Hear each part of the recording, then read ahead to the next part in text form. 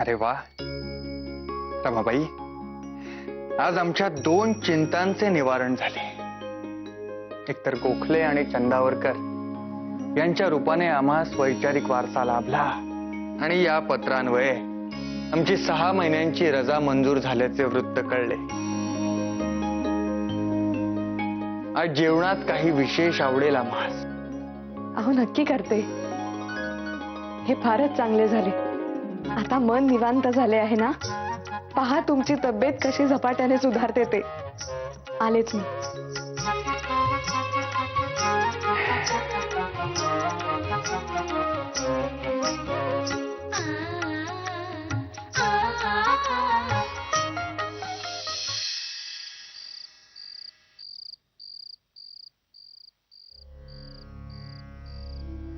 हे काय? अरे एकट्याच का फेऱ्या मारतोयस? म्हणजे अरे म्हणजे मला असे म्हणायचे, तुझ्या नारायणास नाही का बरोबर घ्यायचे, श्लोक म्हणावयास.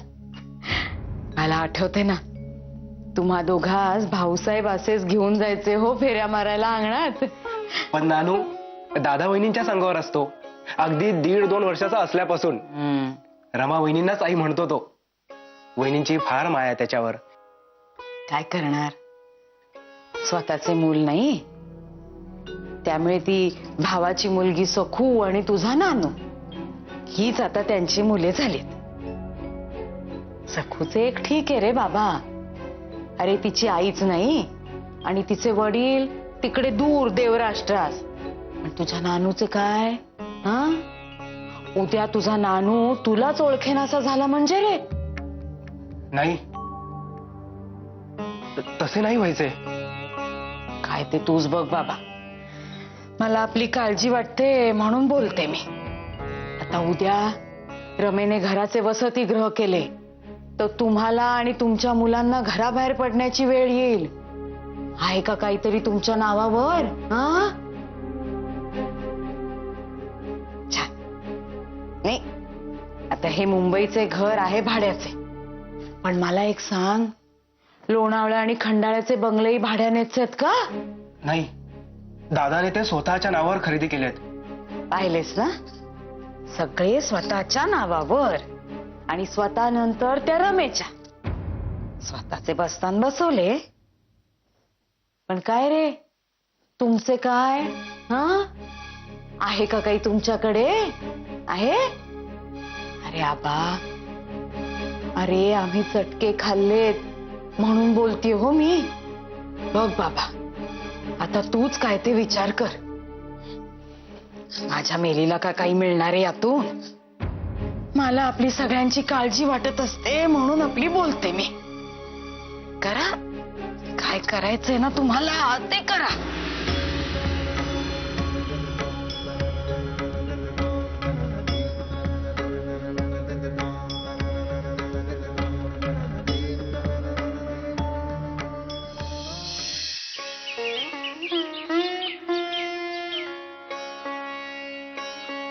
बरे दादा, तुझी रजा मंजूर झाल्याचे जसे टपाल आले आहे तसेच माझेही एक टपाल आले आहे हो. असे कोणते?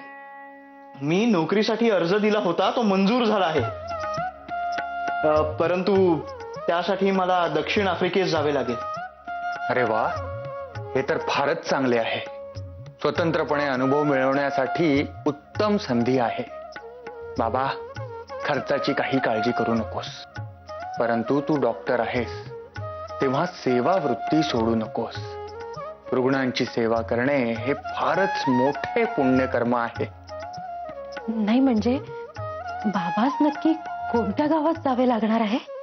माई, दक्षिण आफ्रिका म्हणजे परदेशात. हकुबाई, परदेशात? पण एवढ्या लांब बाबा एकटा का जाणार आहे? माई, अहो आपला हा बाबा म्हणजे तुम्हाला अजूनही तो लहानसा खोडकर आणि गोंडस बाबा वाटतो आहे. परंतु आपला बाबा आता मोठा झाला आहे.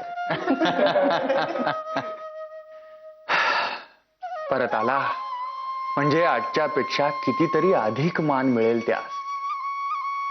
भाऊसाहेबांची इच्छा पूर्ण झाली आणि आमचीही. आम्ही त्यांस वचन दिले होते दोन्ही भावांना उत्तम शिक्षण देऊन अखेरपर्यंत त्यांचा सांभाळ करू. निळकंठ सिटी जज झाला, बाबाने मेडिसिन केले. अनायासे आज गोडधोड केलेच आहे. बाबा, तुझ्या अभिनंदनासाठी तसे समजूया आपण. काँग्रेसमध्ये गोखले आणि चंदावरकरांनी आमचे उत्तम प्रतिनिधित्व केले. आमची 6 महिन्यांची रजा मंजूर झाली.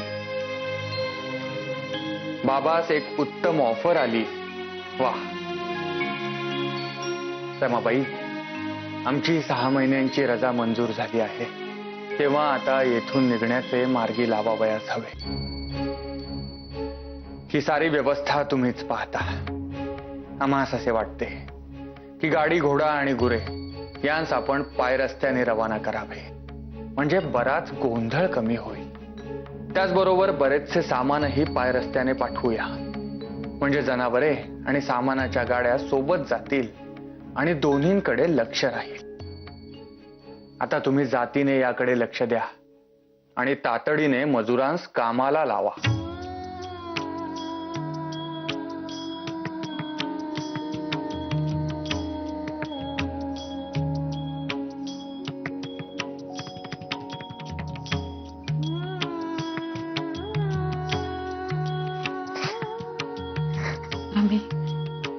रमेश शांत हो.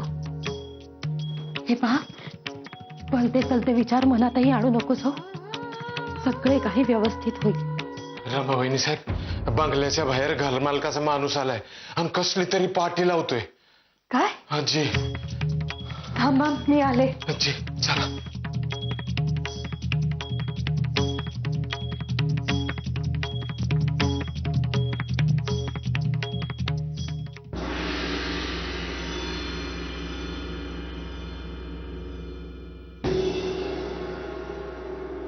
अहो, काय करता आहात हे? आम्ही राहतो आहोत ना येथे. कुणाच्या सांगण्यावरून लावली ती पाटी? अहो, न्यायमूर्ती साहेबांनी आमच्या मालकांना दिसर पत्र पाठवून कळविले आहे की या महिन्याच्या अखेर आम्ही हे घर सोडत आहोत. तेव्हा दुसरा भाडेकरू मिळवण्यासाठी आम्हाला ही पाटी लावावी लागली. एक शब्द बोलू नका तुम्ही. पांडू काका, काढा बरे ती पाटी अगोदर.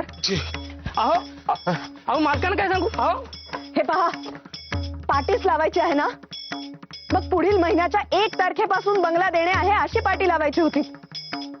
आणि भाड्याने राहत असलो तरी घर आहे हे आमचे, आणि भाडे दिलेले आहे ना महिना अखेरीपर्यंत. मग आम्ही गेल्यानंतर पाटी लावा, नाहीतर आणखी काही करा. रमाबाई, कशासाठी गोंधळ करता आहात? अहो, हे एकीकडील राग दुसरीकडे का काढता बरे? आपण हे सारे सोडूनच जाणार आहोत ना, मग त्यास दुसरा भाडे करू नको का मिळावयास? अहो, असे करा, आपण या. पांडू लावेल पाटी. पांडू, लाव. रमाबाई, आता गुंतलेले मन सोडवा हळूहळू.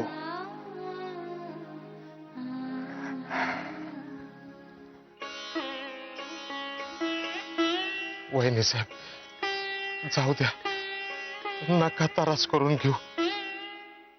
अहो, तुम्हाला न आवडणाऱ्या कितीतरी गोष्टी घडताय तिथं. म्हणजे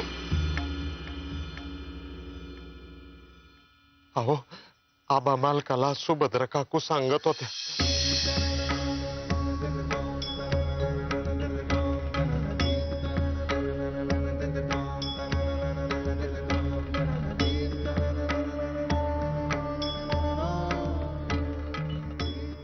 काय गरज होती रमाबाईंना त्या माणसाशी हुज्जत घालत बसण्याची? अरे पण माधवा, त्या घरमालकाला बंगला सोडण्याबाबत पत्र लिहिण्यात तू जरा घाई केलीस, असे नाही का वाटत तूच? 6 महिन्यांची तुझी रजा संपल्यानंतर ते पेन्शन घ्यायचे पक्के झाल्यानंतर सोडावा बंगला. आता एवढी घाई कशास? होय दादा, मलाही तसेच वाटते. बरे, आपण 6 महिन्यांकरता पुण्यात जात आहोत, तेव्हा साऱ्या सामानांची हलवाहलव. परत येऊ तेव्हा पुन्हा हेच घर मिळेल याची शाश्वती नाही. आणि हे घर जर दुसऱ्याने घेतले तर सारीच पंचायत. 6 महिने केव्हाच संपतील. माणसाने बोलू नये म्हणून नेम केला तर तुम्ही त्रास देऊन त्यास बोलावयास भागच पाडता. समजत असूनही वेड का पांघरावे शहाण्या माणसाने? आम्ही जे सांगत आहोत ते मुकाट्याने ऐकावयाचे सोडून भलतेच काहीतरी विचारित बसता. आमच्या प्रकृतीचे मान दिसत नाही का तुम्हास? ही रजा संपवून आम्ही परत येऊ असे वाटते का?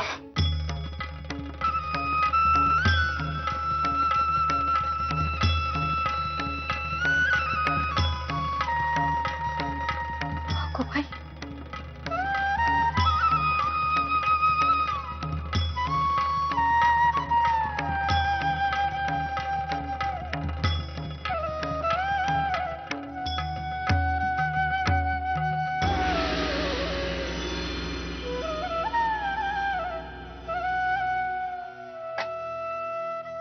दूध.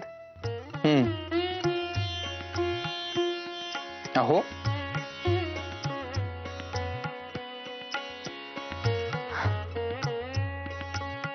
या लोणावळ्याच्या हवेत खरेच किती छान वाटते आहे नाही? फरक जाणवतो आहे, विसावा वाटतो आहे. मी काय म्हणत होते, आपण येथवर आलोच आहोत, तर सुभद्रा काकूंच पुढे पुण्यास धाडावयाचे का? म्हणजे तेथील घराकडे पाहावयास कोणीच नाही ना, म्हणून. कशाला? माणसे नेमलेली आहेत तेथे, आणि माईंना इथे ठेवावयाचे आणि सुभद्रा काकूंना पुढे धाडायचे हे काही योग्य दिसत नाही. सांगू का, माईंनीच सुचविले मला तसे, आणि तुमच्याही कानावर घालावयास सांगितले.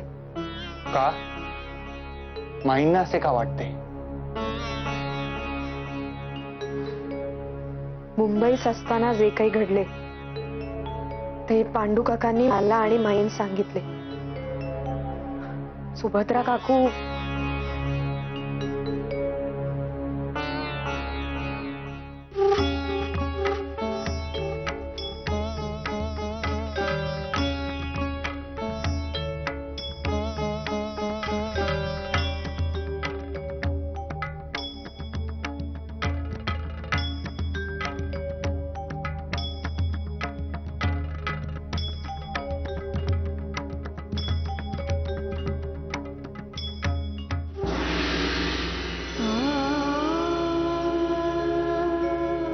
रमाबाई, उद्याच्या उद्या सकाळी 10 वाजता बापट वकिलांना येथे येण्यासाठी निरोप धाडा, आणि उद्या सारी मंडळी आम्हास हजर हवी. आमच्या डेस्कवरील दिवा उजळा आणि दौत ताक तयार ठेवा.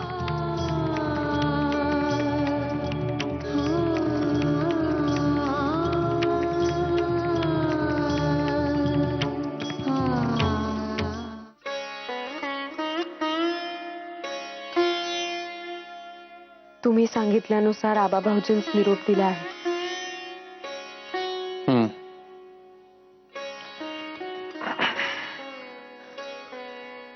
इतक्या तातडीने का बरे बोलाविणे धाडले वकिलास?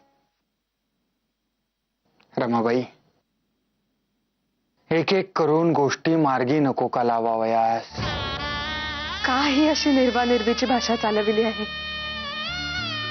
जीवावरची दुखणी आधीही आलीच ना, पण ती सारी पार केली, तशी ही वेळही पार होईल.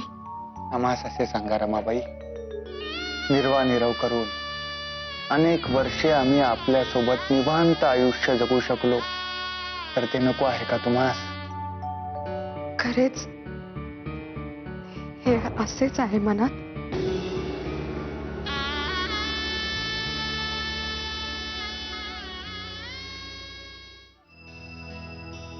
Rama, you have always read my mind accurately. But there are certain realizations in life which simply transpire between two people, and they are not to be discussed. Do you understand?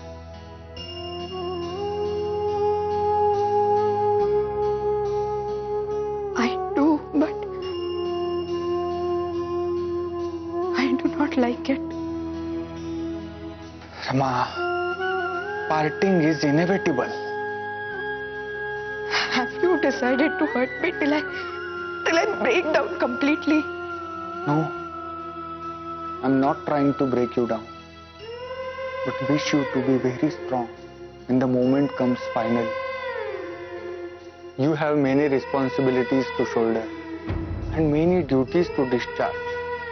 Other than the personal ones, you will have to work hard to achieve the goals we have set for the empowerment of women. Promise me that you will not lose your heart and quit the road you have taken. I promise to do everything that you want me to. I just want you to be breathing by my side all the time, forever.